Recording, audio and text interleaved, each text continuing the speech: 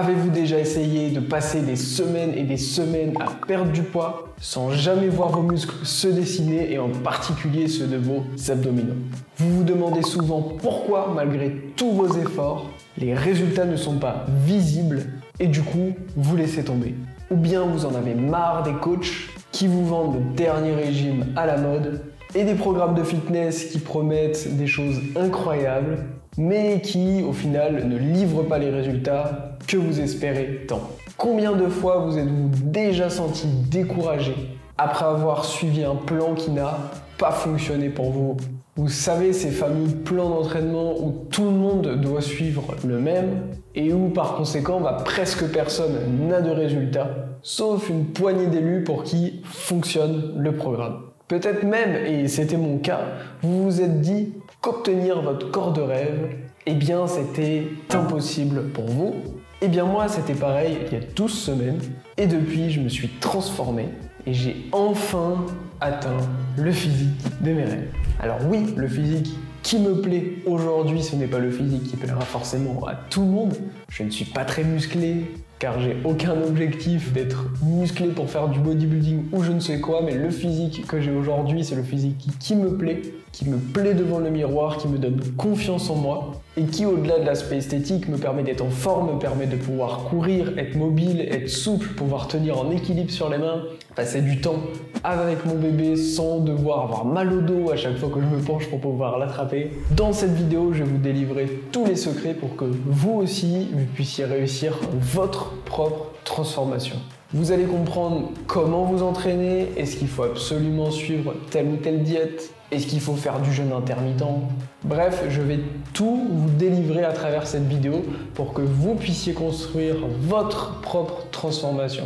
Tous les secrets que soit les coachs gardent pour eux dans leur coin, ou bien qu'ils délivrent uniquement dans certains programmes payants.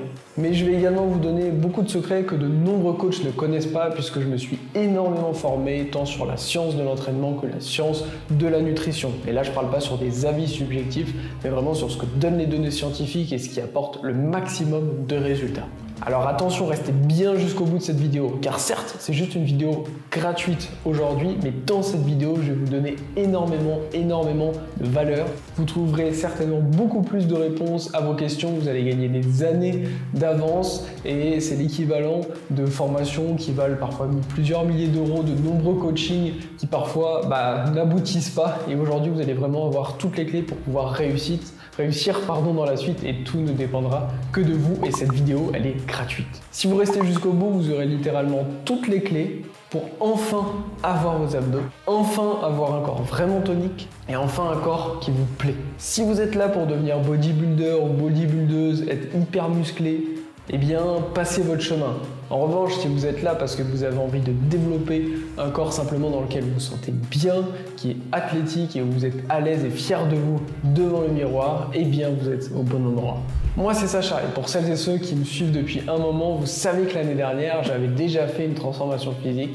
Après 5 ans à pratiquer du yoga, je m'étais rendu compte que je manquais grandement de cardio parce que c'est pas travaillé au yoga. Et puis également, j'étais loin d'avoir le corps de mes rêves. Alors, après des années de yoga, j'avais réussi à développer un corps dans lequel, globalement, je pouvais bien me sentir.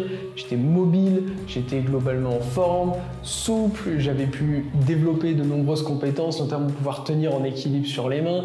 J'avais trouvé vraiment un apaisement entre mon corps et mon esprit. Par contre, devant le miroir, c'était pas ça. Et l'année dernière, j'osais même plus me regarder, j'avais vraiment honte de moi. J'ai alors créé une méthode qui combinait fitness et yoga, que j'ai appelé Fit Yoga. Et j'ai tout donné pendant plusieurs mois à mon propre entraînement avant de la délivrer également à mes élèves. Je me sers toujours de moi-même comme laboratoire et après des mois d'efforts et d'entraînement, de restrictions sur la nutrition, faire 20 000 pas par jour, etc. Eh bien, j'avais eu des résultats. J'avais réussi à perdre 12 kilos. Mon cardio s'était bien amélioré. Donc j'ai réussi à me transformer. J'ai même écrit un livre autour de cette méthode qui est devenu best-seller. Mais pourtant, j'avais pas encore le corps de mes rêves. Alors certes, c'était déjà beaucoup mieux. J'avais appris plein de choses. J'ai développé une méthode qui fonctionnait et qui était efficace. Mais il me manquait toujours ces petits 15-20% de résultats supplémentaires qui vraiment font toute la différence. Et si aujourd'hui vous regardez cette vidéo, j'imagine que c'est pas parce que vous voulez juste perdre un peu de gras ou juste perdre un peu de poids. Non, vous la regardez car vous avez vous aussi envie d'enfin atteindre le physique de vos rêves, le physique qui vous fait plaisir et dans lequel vous êtes fier quand vous vous regardez devant le miroir. Et donc, personnellement, après 25 ans quasiment à faire du sport, du jeûne intermittent, voilà, énormément de choses, eh bien, j'avais pas encore mes abdos. Alors certes, j'avais un ventre plat, mais parmi tous les efforts que j'avais pu faire, honnêtement, j'étais pas récompensé à la juste valeur de mes efforts. Alors cette année, quand le jour de la naissance de mon premier enfant est arrivé, je me suis lancé le challenge de, en 12 semaines, avoir le meilleur physique possible. Quand j'ai dit le meilleur physique possible, c'est le physique de mes rêves pour moi, à savoir simplement perdre le gras que j'avais. Et au bout de ces 12 semaines, j'ai réussi et en plus de ça, j'ai eu moins d'efforts à faire que l'année dernière, j'ai dépassé mes attentes. Mais alors, comment j'ai fait ? Eh bien, j'ai mis en place un protocole très simple que j'ai appelé le protocole FORM. F comme fit, O comme objectif, R comme rééquilibrage et M comme mode de vie. Alors je vais vous expliquer ce protocole, mais je vais vous l'expliquer un petit peu dans le désordre par rapport aux lettres. Le but des lettres, c'est avec le mot forme, c'est pour pouvoir facilement s'en rappeler, mais vous comprendrez mieux la logique de la transformation si je vous explique pas complètement dans l'ordre. Commençons avec le O de la lettre. Commençons avec le O qui signifie objectif. Car fixer ses objectifs est essentiel. Alors cette phrase, je sais, de fixer ses objectifs, c'est important, etc. Ça peut paraître extrêmement banal, mais en réalité, avoir un bon objectif, c'est au moins 50% des résultats pour moi. Un bon objectif, ça ne veut pas simplement dire que vous fixez un objectif et que c'est un bon objectif et ça veut dire que tout le monde peut copier le même ou quoi que ce soit. Non, un bon objectif, en fait, c'est un objectif qui est correctement fixé pour vous. En fait, avoir un bon objectif pour vous, c'est un objectif qui derrière permettra de créer un plan adapté à votre objectif, à qui vous êtes et surtout avoir vraiment ce bon objectif fixé de la bonne manière, car oui, c'est pas si facile que ça de fixer correctement un objectif, eh bien vous allez pouvoir plus facilement le tenir. En effet, avoir un bon objectif et bien vous connaître, ça va permettre derrière d'avoir beaucoup plus de résultats. Parce que voilà, si jamais vous avez l'objectif, un énorme objectif et très peu de temps, il va falloir quand même malgré tout faire de gros efforts. À l'inverse, si vous laissez plusieurs mois, vous pourrez faire moins d'efforts et y arriver entre guillemets plus facilement, ça demandera un peu plus de temps. Donc tout ça, c'est des concessions à faire, des choses à bien savoir pour bien fixer son objectif. Et surtout, par rapport à l'objectif, il faut comprendre aussi qu'il y a deux types de récompenses. Et il y a un type de récompense qui fait que souvent les gens loupent leur objectif et leur transformation. Il y a la récompense court terme et il y a la récompense long terme. La récompense court terme, c'est par exemple, il y a un cookie, je me dis ok, j'ai envie de manger ce cookie et ça y est, je le mange et boum, ça y est, immédiatement, j'ai ma récompense court terme. Mais le problème, c'est que 2-3 minutes après, j'ai encore envie de manger un cookie. Et ça, c'est la récompense court terme qui, à terme, mène à l'échec dans tout. À l'inverse, la récompense long terme, c'est par exemple ok, j'ai envie d'avoir mes abdos, ça c'est mon truc long terme ou moyen terme, on peut voir ça comme on veut. Et donc ce cookie, ok, je le pose, je le mange pas, et en fait au bout de 5 minutes, ça y est, ça va passer. Et finalement, je vais avoir à long terme la récompense d'avoir les abdos, mais cette récompense, elle va durer également sur le long terme. Donc c'est beaucoup plus satisfaisant. Et beaucoup trop de gens aujourd'hui restent bloqués dans cette récompense court terme, et c'est ça qui fait que la plupart des gens, si vous regardez autour de vous, ils n'ont pas le physique qu'ils ont envie d'avoir. Alors attention, beaucoup de diététiciens vont dire oh là là, il faut surtout pas se frustrer, il faut pas se couper de ce qu'on mange d'habitude, etc. On va se créer plein de frustrations, Franchement, de tout ce que j'ai pu entendre de très nombreux diététiciens, coachs sportifs, mais surtout les diététiciens, j'ai rien contre vous, il y en a qui sont bons, mais il y en a beaucoup qui connaissent rien à leur sujet. Et honnêtement, quand on les regarde, ils n'ont pas forcément un physique qui donne envie. Pour moi, c'est pas très rassurant non plus. Je vais vous donner une anecdote. Un membre de ma famille récemment a eu besoin d'aller voir dans un cadre médical un diététicien et il lui a expliqué qu'au petit déjeuner, il prenait du Nutella, des brioches, voilà, plein d'aliments qui sont pas très sains.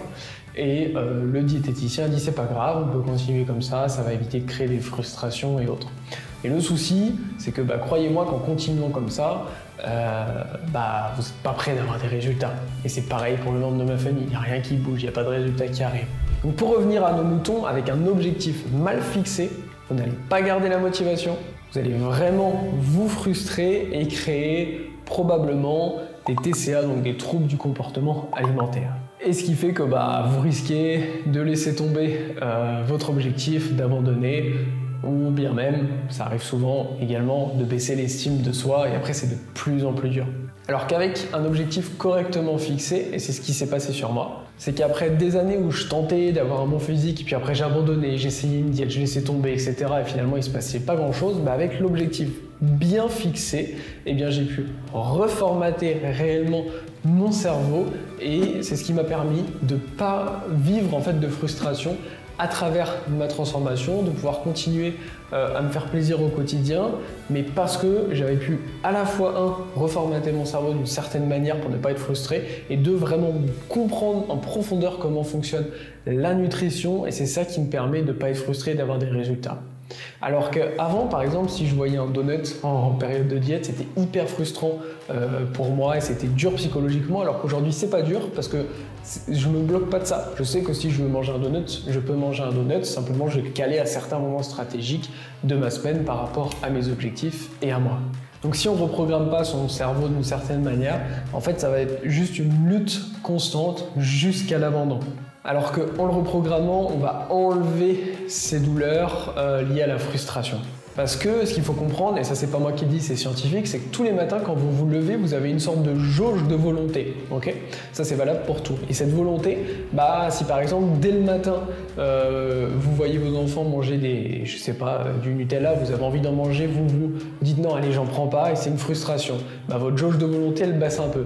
Après si à la pause de 10 heures, je sais pas au travail, vous voyez que tout le monde va manger des croissants ou autre, et vous dites non, je prends pas le croissant. Encore une fois, votre volonté, la jauge commence à baisser. Le midi, si vous prenez par exemple, je sais pas, juste des fruits en dessert au lieu de manger une grosse part de gâteau au chocolat, la volonté baisse et ça baisse et ça baisse, et ce qui fait que beaucoup de gens à la fin de la journée vont craquer. Alors que si on a tout bien reformaté, tout bien reprogrammé, on va pouvoir beaucoup plus facilement atteindre nos objectifs et ne pas craquer. Alors attention, je ne suis pas du tout en train de dire qu'il faut vous séparer de tous les aliments que vous aimez, que vous n'allez plus du tout manger plaisir ou quoi, bien au contraire.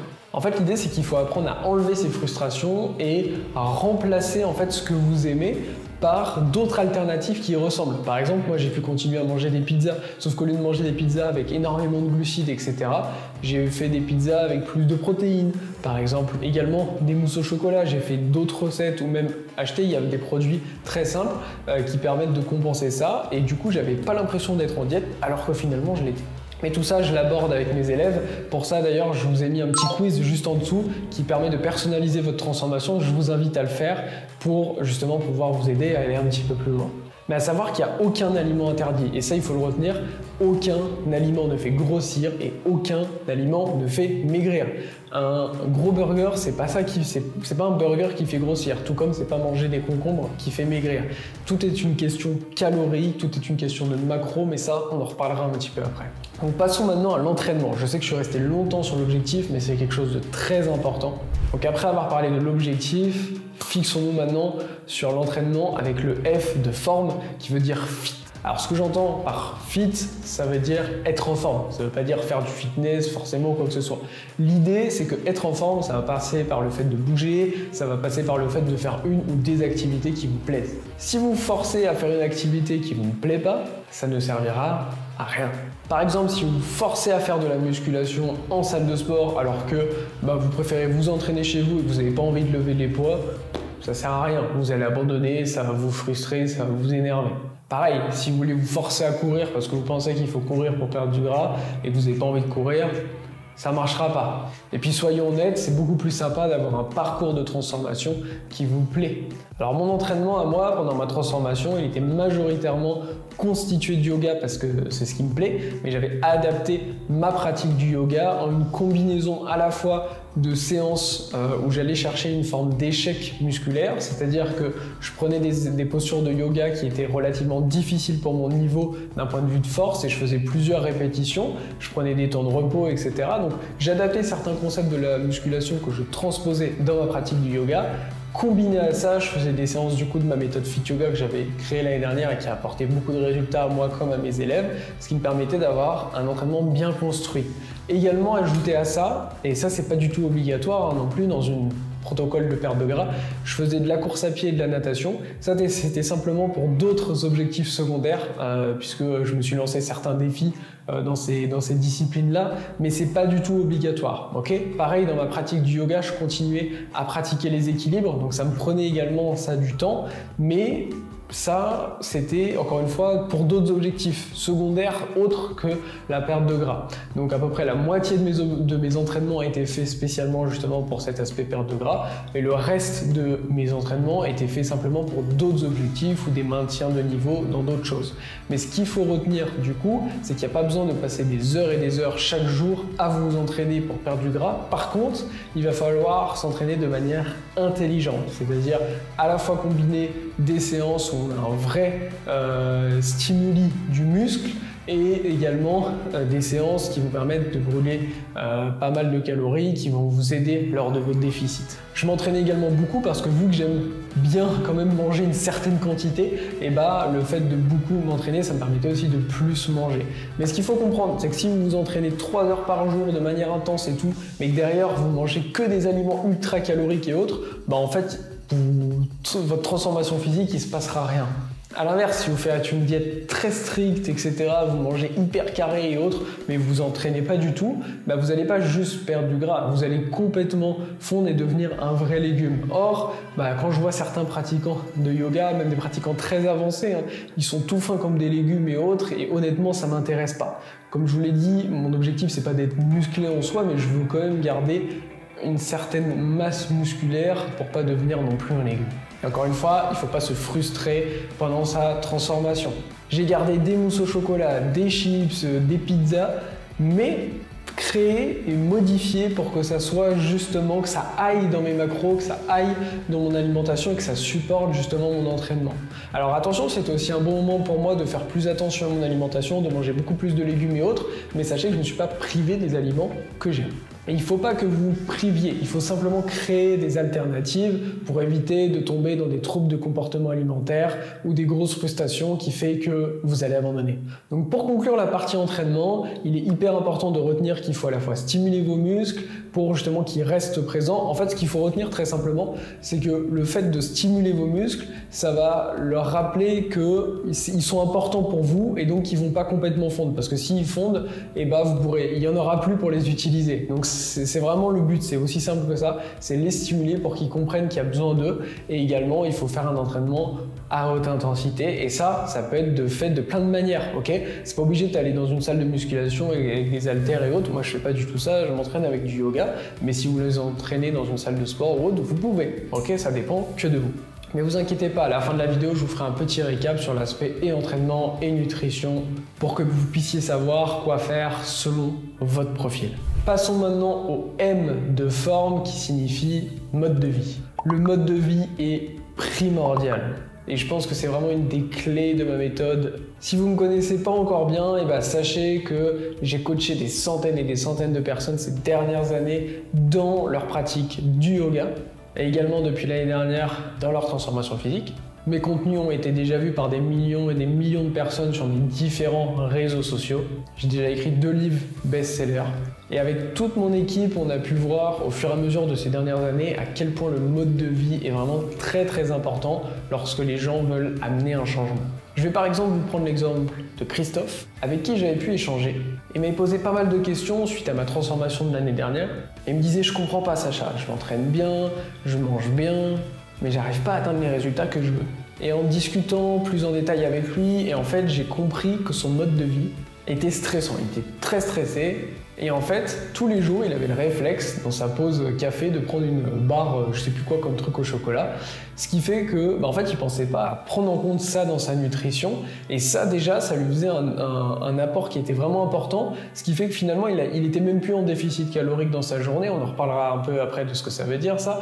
Mais du coup, ça le bloquait déjà dans son déficit. Et en plus de ça, il était très stressé. Ce qui fait qu'il dormait mal. Et quand le sommeil n'est pas là, ça bloque plein de choses dans sa transformation.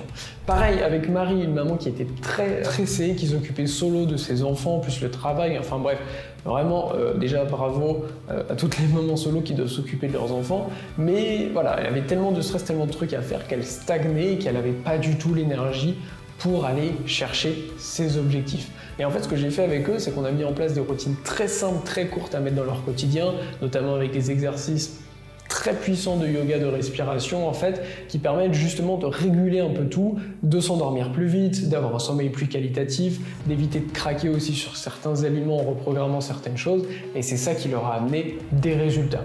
Parfois on pense qu'il faut absolument tout changer, mais non, il faut simplement prendre votre quotidien, comment il est actuellement, et venir faire des ajustements.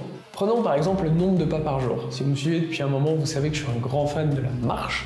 Je m'étais lancé le défi l'année dernière de faire 20 000 pas par jour pendant 2 mois, que j'avais réussi, c'était pas évident.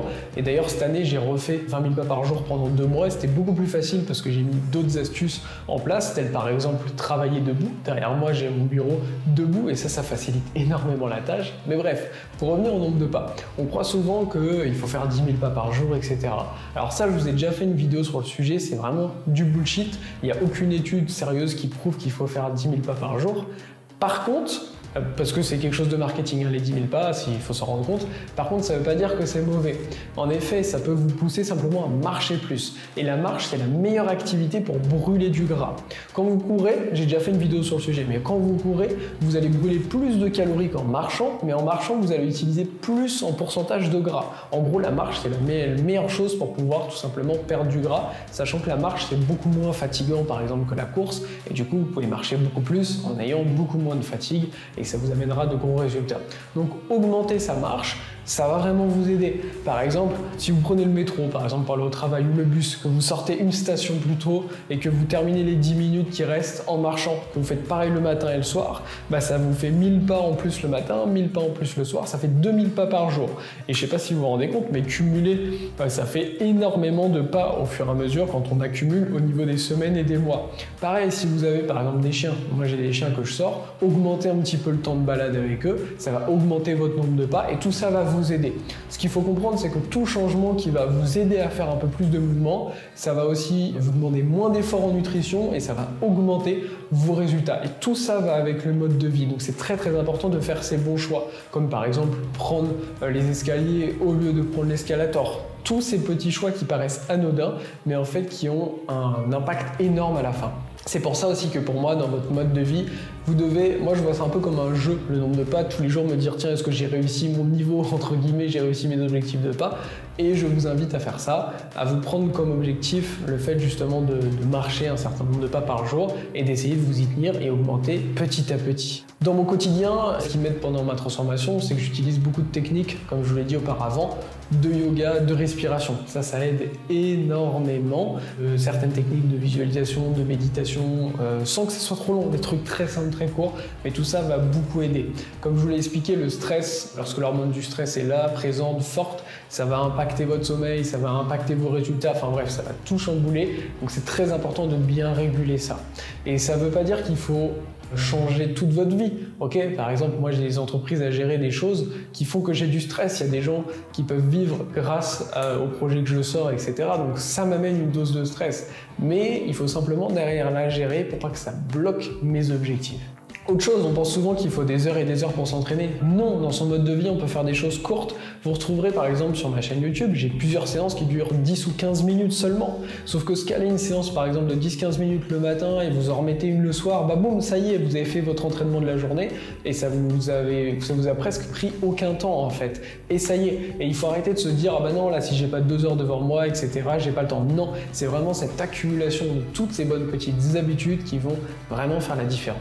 Avant de passer à la suite de la vidéo, si tout ce que je vous ai apporté jusqu'ici vous plaît, vous voyez qu'il y a de la valeur dans tout ce que je vous apporte, et bien pour soutenir la chaîne YouTube, je vous invite simplement à vous abonner, à mettre un petit like, vous pouvez me laisser un petit commentaire, allez, vous pouvez commenter patate, commentez patate, le mot patate, ou l'emoji patate, et comme ça je sais que vous avez déjà regardé jusqu'à là. Et puis ouais, pensez à vous abonner parce qu'en plus c'est totalement gratuit, la chaîne YouTube, et il y a de nombreuses vidéos qui sortent avec beaucoup de valeur pour vous, ok? On va maintenant du coup entamer avec le dernier point qui est R, de forme de rééquilibrage. Alors attention, Je préfère utiliser le mot rééquilibrage plutôt que régime, parce que régime pour moi c'est une connotation assez négative, c'est quelque chose d'embêtant qu'il faut tenir pendant un certain temps et puis après on laisse tout tomber, etc. Non, on va prendre le mot rééquilibrage. Mais rééquilibrage, souvent ça veut tout et rien dire. Je sais pas vous, mais moi j'ai entendu plein de personnes dire « Ah, j'ai fait un rééquilibrage alimentaire, etc. » Alors leur santé s'est peut-être un peu améliorée, mais physiquement souvent c'est pas trop ça, ok? Parce que c'est pas parce que juste vous mangez des aliments un peu plus sains que votre transformation va être réussie. Pas vraiment, c'est pas ça qu'il faut faire. Ce qui est très important quand j'emploie le mot rééquilibrage, c'est le rééquilibrage dans ce que vous mangez. C'est-à-dire que je veux pas vous faire changer toutes vos habitudes, il y a peut-être des choses à changer qui peuvent se changer au fur et à mesure. Mais l'idée, encore une fois, c'est de prendre quelque chose et de le remplacer par quelque chose de mieux. Par exemple, au lieu de prendre, si vous avez l'habitude de manger, je sais pas, 3 fois par semaine, vous commandez des pizzas, bah à la place, il y a certainement des pizzas que vous pouvez acheter qui sont mieux, mais vous pouvez faire vos propres recettes de pizza, par exemple, avec plus de protéines, moins de glucides, etc. Rien que ça fera une différence. Et en fait, vous mangez quand même vos pizzas sans avoir l'effet néfaste. Pareil, les mousses, moi j'adore les mousses au chocolat, j'en ai fait des maisons, ou alors j'en ai même acheté, je sais pas, ça existe au Portugal, je sais pas s'il y en a dans d'autres pays, mais j'ai des mousses au chocolat protéinées avec peu de glucides, etc. Et au final, je peux en manger, il y a très peu de sucre, et c'est quand même vachement bon, et je vois pas vraiment la différence avec une mousse au chocolat qui, elle, serait pas bonne pour mes objectifs. Donc en fait, il faut penser à remplacer, pas couper, sinon c'est là qu'on crée la frustration. Très souvent, les gens ont tendance à croire que parce qu'ils mangent plus sain ou parce qu'ils vont se mettre à manger bio ou autre, ça y est, tout va changer, ils vont avoir des super résultats. Pas du tout, c'est pas ça du tout. Donc ce qui est primordial, encore une fois, c'est d'avoir un système qui vous correspond. C'est pour ça que je vais pas vous dire mange ça le matin, mange ça le midi, mange ça le soir, etc. Non, parce que vous êtes tous différents. Moi, ce que je vais manger, c'est pas ce que vous aimez forcément manger. Il faut rester sur des choses que vous aimez. Ce qui est très important, c'est qu'il n'y a pas de régime miracle. Ok, pendant des années, j'ai fait du jeûne intermittent et c'est pas ça qui m'a amené mon meilleur physique. Alors qu'aujourd'hui, je prends des petits déjeuners et j'ai un meilleur physique. J'ai même poussé le jeûne intermittent au plus possible en faisant la diète OMAD. Je vous ai d'ailleurs fait une vidéo sur ce sujet au début de l'année sur ma chaîne YouTube. Donc One Meal a Day, je mangeais que un repas par jour et pour autant, encore une fois, j'ai pas eu du tout mon meilleur physique. Tout simplement parce que c'est juste un outil, ok? Tout comme les diètes cétogènes ou je ne sais quoi comme autre diète, il n'y a aucune diète miracle, il n'y a aucune méthode miracle, ce sont simplement des outils. Mais on va voir la seule chose qui est vraiment importante en nutrition. La seule chose qui est importante en nutrition, c'est de prendre en compte les deux composants que je vais vous citer. La première chose, c'est le total calorique. Deuxième chose, c'est les macros. Donc le total calorique, c'est la quantité totale d'énergie. En fait, l'aliment, quand vous mangez, après, il se transforme sous forme d'énergie. C'est la quantité totale d'énergie que vous allez ingérer. Okay, donc c'est les calories entrantes. Et on va dire les calories sortantes, c'est tout ce que vous allez consommer comme énergie dans votre journée. Okay, et ça crée une sorte de balance entre ce que vous dépensez et ce que vous consommez. Imaginez une voiture.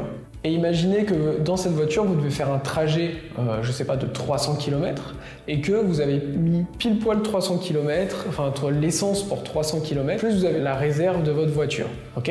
Eh bien, si vous faites 300 km avec ces 300 km d'essence, vous allez arriver au bout de votre trajet et vous aurez vidé votre essence, il vous restera juste la réserve. Ok? Ça, on pourrait le comparer à une journée où vous mangez autant de calories que vous en dépensez, à la fin il se passe rien. Il vous reste toujours votre réserve d'essence, donc votre réserve de grains on va dire, mais rien n'a changé sinon. Deuxième option, vous devez faire votre trajet de 300 km, mais vous mettez que 270 litres plus votre petite réserve.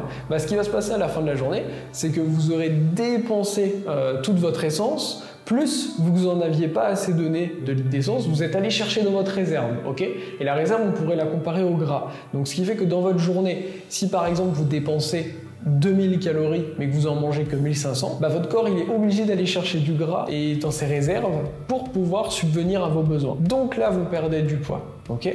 Et vous perdez du gras.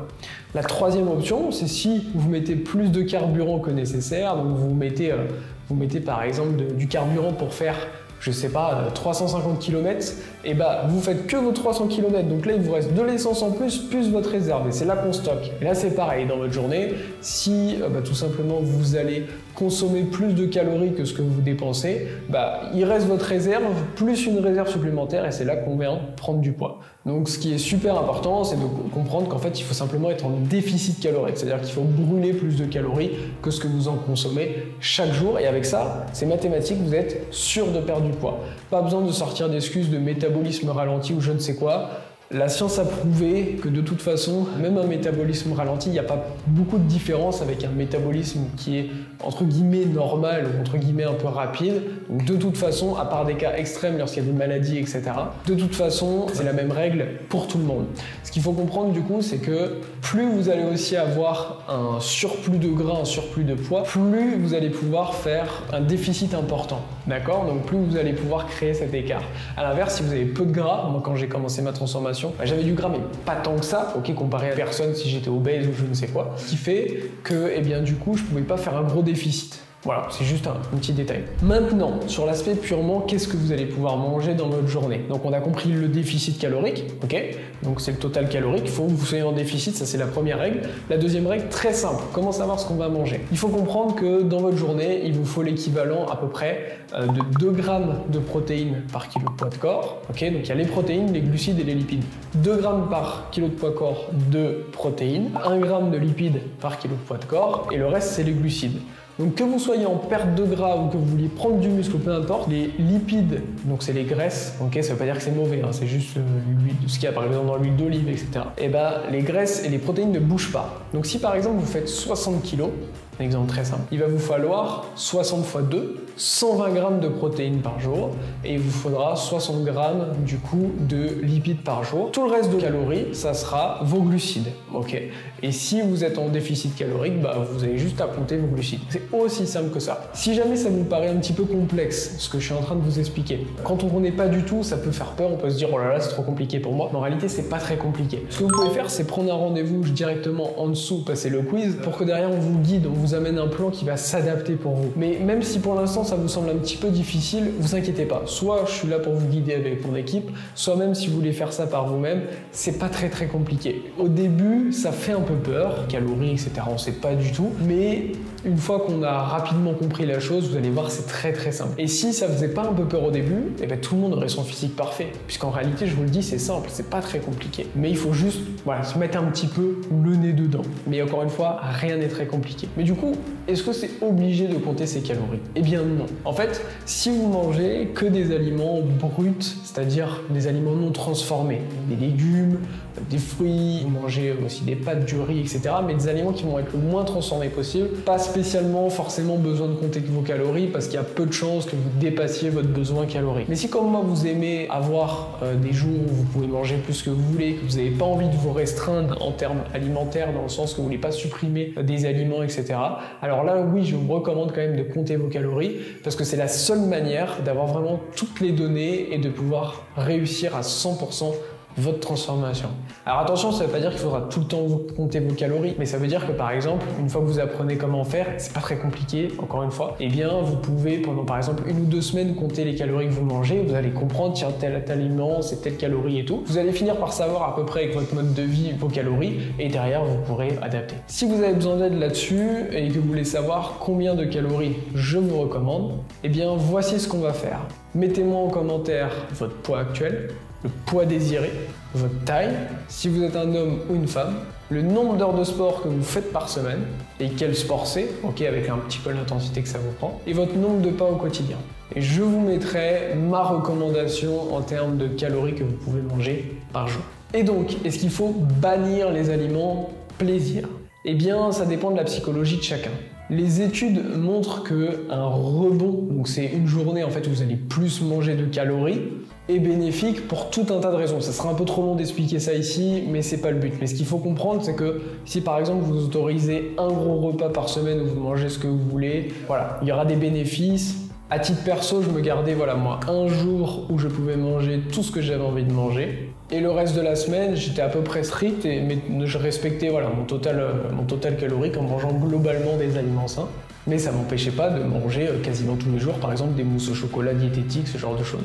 Mais ce qu'il faut comprendre, c'est que chacun a une psychologie différente. Par exemple, pour moi, c'est plus facile de me dire qu'un jour par semaine, je peux manger tout ce que je veux, le reste de la semaine, je suis plus strict, alors que pour d'autres personnes, c'est plus facile de se dire, ok, tous les jours, je peux manger un petit gâteau que j'aime bien ou autre, mais par contre, il n'y a jamais un jour où je mange beaucoup. Voilà, ça dépend de la psychologie. Moi, je sais que si tous les jours, j'ai le droit de manger un petit gâteau, c'est mort, je vais manger tout le paquet. Mais il vaut mieux que j'en mange pas et qu'une fois par semaine, je puisse manger vraiment ce que je veux. Pour conclure cette vidéo, on peut voir que l'entraînement idéal, la diète idéale et le mode de vie idéal n'existent pas. Ce qui est idéal, c'est d'adapter au mieux par rapport à qui vous êtes, votre psychologie, vos objectifs, sur quoi vous avez envie de vous entraîner et votre mode de vie. Il est donc primordial de pouvoir personnaliser votre transformation. Pour vous aider dans cette personnalisation, je vous ai créé un petit quiz justement pour personnaliser tout ça. Vous avez juste à cliquer sous la vidéo sur ce quiz et ça vous permettra derrière de pouvoir être redirigé vers ce qui correspond le mieux par rapport à là où vous avez envie de mettre des efforts, là où vous n'avez pas envie d'en faire et être sûr de pouvoir personnaliser au mieux votre transformation pour être certain cette fois-ci d'atteindre les résultats